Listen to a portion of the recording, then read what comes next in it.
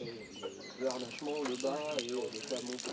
J'aime bien, Il fait mal au dos surtout aussi. Ça fait donc quichotte, non? Ça fait donc quichotte. Ouais, justement. Non mais, essaye de comprendre. Beaucoup voyagé, j'étais dans le monde entier. Là, je travaillais pour un organisme des Nations Unies, quoi. Donc, je faisais des missions de développement sur des projets laitiers. Améliorer l'hygiène, la collecte, l'organisation des groupements féminins, des choses comme ça, quoi. C'était vraiment très intéressant.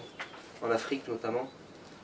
Et là, partout, il y a de l'attraction, hein. Partout, hein. Que ce soit au Brésil, à Madagascar, au Vietnam, à Cuba, il y a beaucoup de traction animale, hein, ah bah oui. dans le monde rural.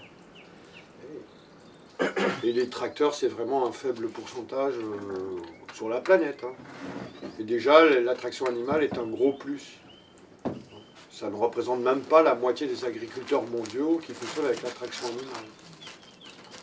C'est ma mère qui a dit, bon ben, et qu'elle a lancé tout le projet, elle a fait la formation, elle a trouvé la ferme, enfin tout ce que ça implique, et elle a déménagé la famille, et maintenant elle va commencer avec la cassine, quoi. Nous sommes ici chez Jo Balade à La Barthe en Ariège. Un maraîcher formateur Promata qui accueille durant 3 jours 6 stagiaires. Ils vont apprendre le menage de l'âne et le maniement du canol et de la cassine. Jo est un partisan de la culture sans labour. Le labour nécessite une puissance de traction qui bouleverse la vie du sol et s'avère ici inutile. La traction animale valorise cette agriculture et permet au plus grand nombre de trouver son autonomie dans le travail de la terre. C'est dans cet esprit agroécologique que les porte-outils polyvalents canol à traction rigide et cassine à traction souple ont été réalisés. Tu sous-soles avec ton canol. La fois d'après, il faut décaler l'animal de la butte. Donc là, l'intérêt, tu mets l'avant-train et tu as la cassine. Mais au moins pour la préparation du sol, quand tout est plat, que tu reprends tes buttes de l'hiver, tu renivelles tout, tu veux refonctionner tes buttes, etc., désherber, passer la lame, ça suffit. Et dans ces cas-là, avec les guides longues, tu peux travailler tout seul, beaucoup plus facilement. Alors là, la sous-soleuse pour travailler tout seul, c'est tout à fait faisable, mais c'est l'outil le plus instable. C'est une lame, alors au pire, il peut basculer comme ça. Hein? Mais les autres outils sont beaucoup plus stables. Donc là, ce que je propose, c'est que vous allez essayer ça. Allez, on va la lancer, je vous montre un coup. Le canol, avec ses brancards, gagne en stabilité, cadre mieux l'animal et permet de travailler seul. Hein? Tu pousses vers le bas ton guidon pour bien maintenir la sous-soleuse et tu la tiens à la guide de gauche, ça suffit. Voilà. Oh là! Et si ça force plus parce qu'on soulage, du coup, elle garde cette Ça vitesse. et puis ça lui donne de l'élan si tu soulages. Donc il faut doser tout ça. À droite. La traction par chaîne de la cassine permet des demi-tours sur place et un positionnement plus précis. Allez, celle-là.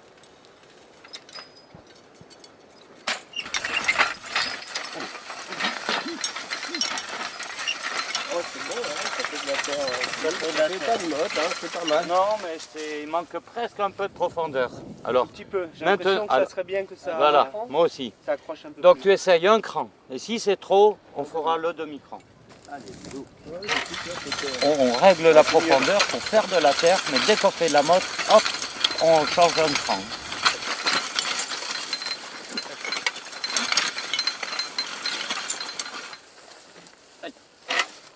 Donc dès que tu sens que ça accroche, c'est là que ton arrondi t'est utile. Avec ta main, là, comme ça, tu sens que ça accroche, que ça pique, hop, tu vas mettre 500 grammes vers le haut et ça va alléger de plusieurs dizaines de kilos. Et lui, il n'a pas le blocage. Donc on joue aussi, on le sent bien, ça se répercute bien dans l'acier. Dès que tu sens que ça plonge, tu lèves. Je lui indique pas la direction, il veut sortir du rang, c'est tout. C'est tout. Donc on n'a même pas besoin de le guider. Là, il faut l'arrêter. Oh là! Et là, tu appuies sur ton outil. Non! Appuie! Non! Tu appuies! Une vitesse de travail très intéressante. Moins que le tracteur, certes, mais avec un travail beaucoup plus fin et beaucoup plus rapide que le motoculteur qui saccage tout de toute manière. Donc ça, c'est vraiment un super point que je n'avais pas imaginé. Je pensais quand même traction animale, petite surface, parce que longtemps de préparation, et en fait, pas du tout, pas du tout, quoi. Ils reprennent un rythme plus soutenu, tranquille. Ils développent quoi l'effort. Mais c'est vrai qu'au début, ils ont toujours tendance qu'en accélérant, ça va. Maintenant, c'est bon, là, elle est chaude, elle va prendre sa vitesse. Donc, on va préparer les lignes de patates avec elle. Il y en a certaines, j'aurais préféré couper. Là, Personne n'a un couteau. dans mon sac, regarde à côté de toi. On va poser nos semences de patates sur ce moelleux coussin d'air. Tu as vu comment la sous-soleuse, elle souffle tout. Dès que les racines des semences vont sortir, elles vont s'enfoncer tout de suite dans la fente de sous-soleuse. Oh, tu te crevais le cul, on récoltait rien. Dans l'argile de merde et tout. Tourne, Pépita, tourne. Après différents essais, Jo a adopté la culture sur butte. Les buttes ou billons facilitent le menage de l'animal, évitent l'érosion par un meilleur drainage du sol et favorisent l'entretien des cultures.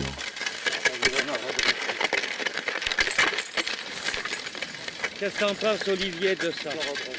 Elles sont bien recouvertes. Elles sont sous-solées dessous.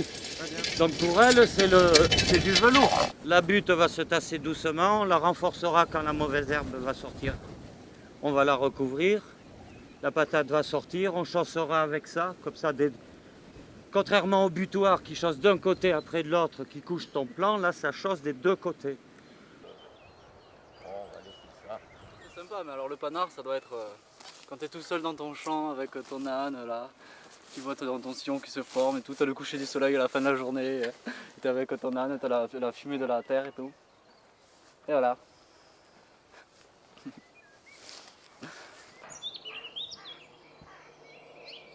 Mais si tu veux, c'est ça que je trouve excellent hein, quand tu rencontres des gens comme ça, remarquables, là, comme Jo, c'est que tu te régales, quoi. Je veux dire, t'en apprends autant sur le maniement d'un âne, sur un outil, que sur un type de culture, et de, je veux dire, de régulation de... Non mais les trois vont ensemble. De ton milieu de production, Les quoi. trois vont ensemble. Ouais. Et moi, je découvre, et c'est vrai que là, les ânes, je suis carrément tombé amoureux, quoi. Les premiers immigrés, Canada aussi. Bonjour. Ça va, Françoise? Ça va. T'as bien dormi? Ils n'ont pas raconté trop de bêtises? Énormément, mais bon. Beaucoup, hein.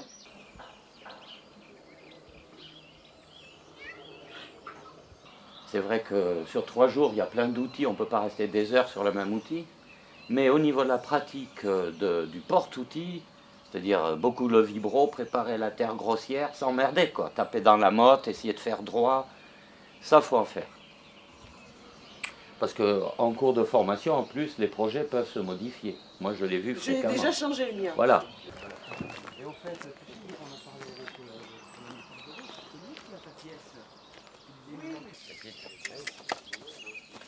Allez. Il est beau. C'est quand il pèle sous le collier. Ouais. Mais ça, il n'est pas habitué. Il a un poil de freluquet encore.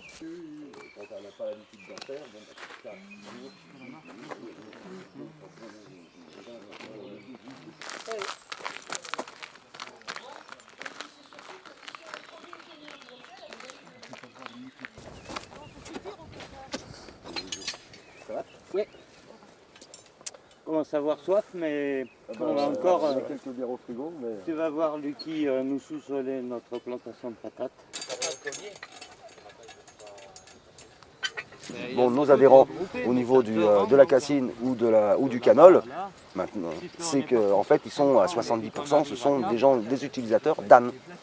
Et un âne, c'est pas une question de... c'est pas puissant. Parce que c'est vrai qu'il y avait le canol, donc après il a développé la cassine. La cassine s'est développée et il a commencé, lui, bon, à accrocher à la cassine et travailler surtout avec la cassine. Et effectivement, et c'est de son expérience après quand il est réellement au bout de la 3e fois qu'il est parti au Burkina, où il a vu tout l'avantage du canal. Donc en fait, on a intérêt à jouer sur les deux, quoi. Voilà. Quelque chose. Il soulève. Voilà. Okay. Il y a un petit coin qui accroche un peu.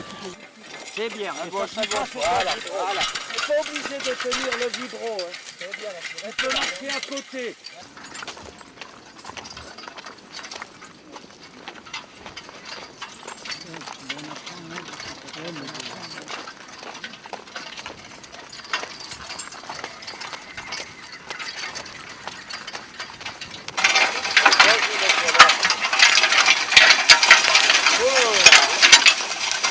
Voilà. Allez. Tu arrives en bout de rang, tu fais tourner tout sur place et tu repars. En restant dans la terre en fait. Et voilà, En restant ça dans la va terre. tourner autour. Ok. Allez, vas-y Pépita. Allez. Tu le lances, il part et là tu l'accompagnes. Mais marche pas devant, tire pas la longe, sois pas trop près du licol. Tu le libères comme ça. C'est lui qui prend son initiative d'avancer.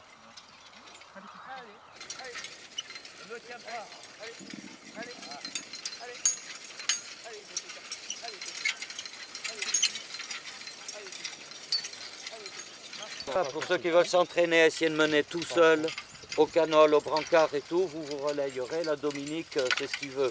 Travailler seul au brancard, c'est son objectif. Donc allez-y, vous en faites au maximum.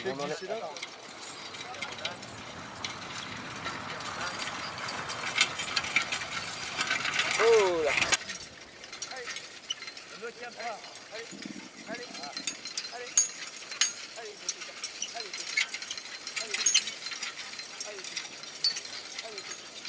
Attends, je les lance. Allez les fils, allez.